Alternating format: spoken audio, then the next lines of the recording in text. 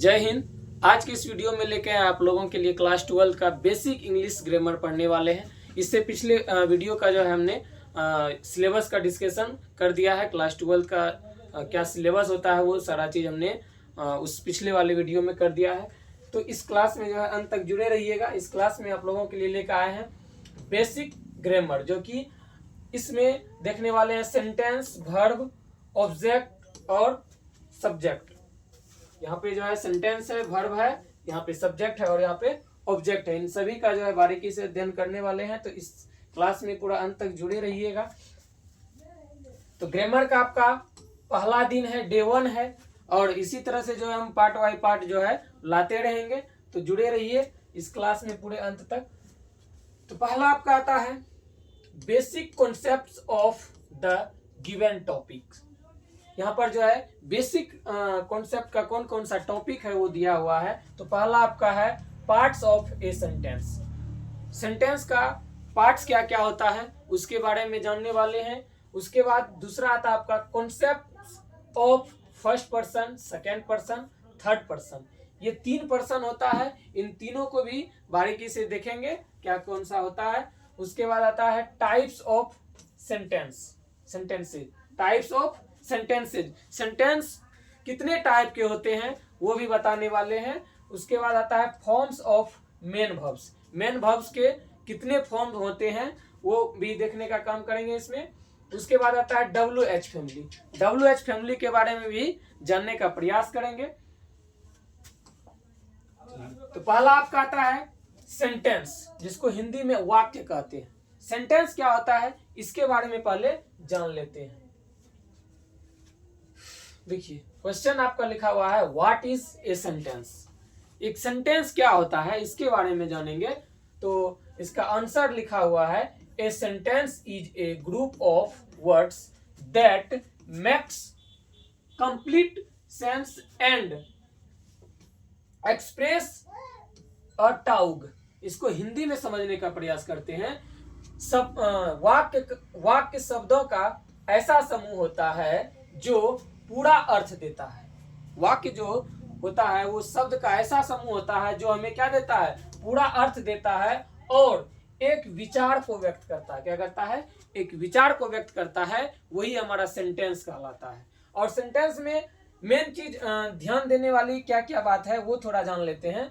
यहाँ लिखा हुआ है it always start with a capital letter and ends with a full stop. उसके बाद है क्वेश्चन मार्क या और एक्सक्लामेशन मार्क।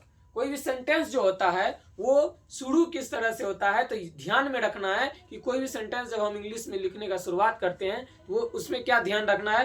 पहला कि हम सेंटेंस को कैपिटल लेटर से शुरुआत करेंगे। उसके बाद जब सेंटेंस को हम अंत कर रहे होंगे तो वहां पे या तो हम फुल स्टॉप लगा के अंत करते हैं, या तो क्वेश्चन मार्क, या तो एक्सक्लामेशन मार्क। वो हमारा सेंटेंस पे डिपेंड करता है कहाँ क्या लगाते हैं। तो ये 3 चीज जो है ध्यान में रखिएगा कि अंत में जो है फुल स्टॉप, क्वेश्चन मार्क और एक्सक्लामेशन मार्क लगाते हैं। और जब भी सेंटेंस को शुरू करते हैं वो हमारा कैपिटल लेटर से होता है शुरू।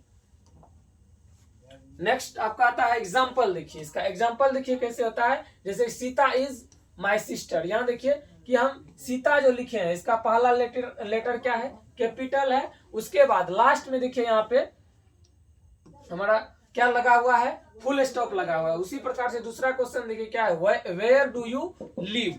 इसमें भी आप देख सकते हैं यहाँ पे लास्ट में क्या है, क्वेश्चन मार्क लगा हुआ है। उसके बाद हम शुरू किससे किए हैं, कैपिटल लेटर से शुरू किए हैं। उसी प्रकार से तीसरा सेंटेंस है व्हाट ए ब्यूटीफुल फ्लावर। इसमें भी देखिए लास्ट में क्या है, एक्सक्लामेशन मार्क लगा हुआ है और शुरू किससे हुआ है, कैपिटल लेटर से शुरू हुआ है। तो ये चीज जो है कोई भी सेंटेंस लिखने के लिए ये 3-4 बातें जो है ध्यान में रखनी है कि पहला हमें क्या करना है, कैपिटल लेटर से शुरू करना है। उसके बाद लास्ट में फुल स्टॉप लगाना है, या तो क्वेश्चन मार्क लगाना है, या तो एक्सक्लामेशन मार्क लगाना है। अब अगला आता आपका a sentence has 3 main parts. एक सेंटेंस का जो होता है वो मेन 3 पार्ट्स होता है। वो कौन कौन होता है, पहला आपका सब्जेक्ट होता है, दूसरा वर्ब होता है और तीसरा ऑब्जेक्ट होता है। ये जो है किसी भी सेंटेंस का 3 पार्ट्स मेन होता है, यही 3 पार्ट्स मिलकर जो है ये हमारा सेंटेंस बनता है। तो सब्जेक्ट क्या होता है वो जानेंगे आगे। सब्जेक्ट को हिंदी में कहते हैं कर्ता, उसके बाद वर्ब को हिंदी में क्रिया कहते हैं और ऑब्जेक्ट को कर्म कहते हैं। तो इन तीनों का जो है विश्लेषण हम बारीकी से इसमें करने वाले हैं। चलिए अगला आता है पहला सब्जेक्ट, जिसको हिंदी में क्या कहते हैं, कर्ता कहते हैं। इसके बारे में पहले जान लेते हैं। तो क्वेश्चन है आपका, व्हाट इज ए सब्जेक्ट। एक सब्जेक्ट क्या होता है? तो आंसर है the subject is the person or thing we are talking about in a sentence or how does the action. इसको हिंदी में समझते हैं। कहता है वाक्य में जो कार्य करता है, वाक्य में जो क्या करता है, कार्य करता है, या जिसके बारे में कुछ कहा जाता है, उसे हम क्या कहते हैं, सब्जेक्ट कहते हैं, नहीं कर्ता कहते हैं। मतलब कि सेंटेंस में वो व्यक्ति जो कोई ना कोई कार्य कर रहा होगा या फिर उसके बारे में कुछ ना कुछ कहा जा रहा होगा, वो हमारा क्या कहलाता है, सब्जेक्ट कहलाता है। और नोट में ध्यान देने वाली बात क्या है कि सब्जेक्ट जो होता है वो वाक्य का मुख्य भाग होता है। सब्जेक्ट क्या होता है, किसी भी सेंटेंस का या वाक्य का क्या होता है, मुख्य भाग होता है। और क्रिया यानी कि वर्ब उसी के अनुसार प्रयोग की जाती है। मतलब कि हमारा जैसा सब्जेक्ट रहेगा उसके अनुकूल हम वर्ब का प्रयोग करते हैं। हमारा अगर मान लेते हैं हमारा अगर सब्जेक्ट सिंगुलर रहता है तो हम वर्ब भी सिंगुलर लगाते हैं, और अगर हमारा सब्जेक्ट प्लूरल है तो वर्ब भी हम क्या लगाएंगे, प्लूरल वर्ब लगाएंगे। चलिए आगे बढ़ते हैं, एग्जाम्पल के माध्यम से इसको समझ लेते हैं। देखिए पहला एग्जाम्पल आपका क्या है, the Red Fort is in Delhi. The Red Fort is in Delhi. Lal Qila जो है कहाँ पे है, दिल्ली में है। इसमें देखिए क्या कहा जा रहा है कि द रेड फोर्ट के बारे में कुछ कहा जा रहा है, ये कहाँ पर है। तो ये हमारा क्या हो जाएगा, द रेड फोर्ट हमारा जो हो जाएगा ये हमारा सब्जेक्ट हो जाएगा। क्या हो जाएगा, सब्जेक्ट हो जाएगा। ये याद रखिएगा, ये हमारा सब्जेक्ट हो जाएगा।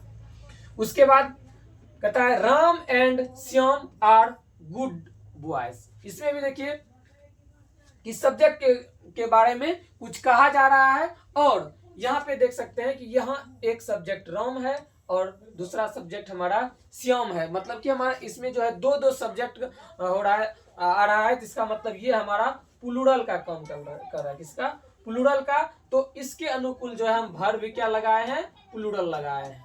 ठीक है। उसके बाद यहाँ देखिए the Red fort. The Red fort जो है एक ही है और ये हमारा सब्जेक्ट सिंगुलर का काम कर रहा है, इसलिए हम यहाँ पे क्या लगाए हैं, इज लगाए हैं। मतलब कि जैसा हमारा सब्जेक्ट रहेगा वैसा हम वर्ब लगाते हैं। अब अगला आता है वर्ब, जिसको हिंदी में कहते हैं क्रिया। तो ये क्या होता है, इसको जानते हैं। What is verb. वर्ब क्या होता है, तो इसका आंसर है a verb is a word that shows an action, A state और position of the subject.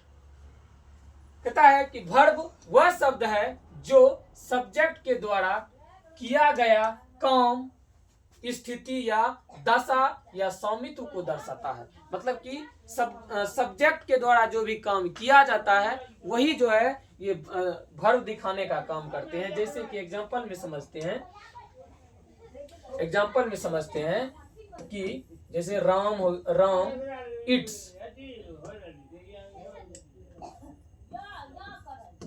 It's a mango. इसमें देखिए क्या हो रहा है कि राम जो है एक्शन राम जो है एक्शन दिखाया जा रहा है राम के बारे में, कि राम जो है खाने का काम कर रहा है। क्या कर रहा है, राम खाने का काम कर रहा हूं। इट्स ए मैंगो, राम जो है एक आम खाता है। तो यहाँ पे जो है सब्जेक्ट के द्वारा कुछ ना कुछ कार्य किया जा रहा है, ये हमारा क्या होता है, वर्ब होता है। ये क्या होता है, वर्ब। इसी तरह से दूसरा एग्जांपल समझते हैं, जैसे कि सीता इज रीडिंग। यहाँ देखिए कि सब्जेक्ट के द्वारा जो है कुछ ना कुछ काम किया जा रहा है। सीता जो है क्या कर रही है, पढ़ने का काम कर रही है। ये हमारा क्या हो जाएगा, वर्ब हो जाएगा। क्या हो जाएगा? वर्ब हो जाएगा। और ये भी हमारा वर्ब होता है, ये भी हमारा वर्ब ही होता है, लेकिन ये हेल्पिंग वर्ब होता है। क्या होता है? हेल्पिंग वर्ब होता है। और ये हमारा मेन वर्ब होता है। क्या होता है? Main verb. ये किसको हेल्पिंग वर्ब कहते हैं, किसको मेन वर्ब कहते हैं, उसको आगे हम जानने का कोशिश करेंगे। अभी याद रखिए कि ये जो है ये हमारा हेल्पिंग वर्ब होता है और ये हमारा मेन वर्ब होता है। तो चलिए, ये तो हमारा खत्म हो गया। तो आज के इस क्लास में यहीं तक रहने देते हैं। बाकी जो है इससे आगे जो है अगले क्लास में होने वाला है। तो आप लोगों को ये वीडियो कैसा लगा कमेंट सेक्शन में जरूर बताइएगा। और हमारा जो आने वाला वीडियो रहेगा वो आपको मिलते रहेगा। बाकी जो है पीछे एक वीडियो है उसको भी आप पूरा देख लीजिए, इसको भी पूरा देख के आप तैयारी कर सकते हैं। चलिए, मिलते हैं अगली वीडियो में। बहुत बहुत धन्यवाद।